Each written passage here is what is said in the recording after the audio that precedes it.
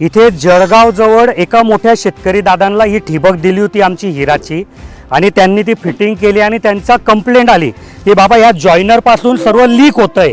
तर हे कसं केलं असं जेव्हा मी व्हिडिओ बघितली तेव्हा माझ्या लक्षात आलं की यांनी काय केलं की बघा खाली सबलाईन होती तिथून शेपटी काढली, त्याला टी लावली 16 mm ची आणि ही प्लेन नळी लावली 16 mm ची।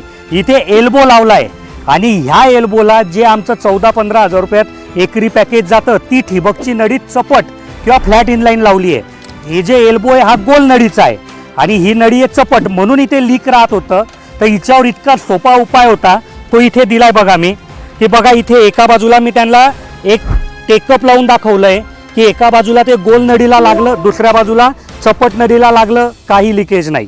इथे त्याच नळीला कॉक लावून दाखवलं आहे की एका बाजूला गोल नळीला लागलं, एका बाजूला चपट नळीला लागलं, लिकेज बंद।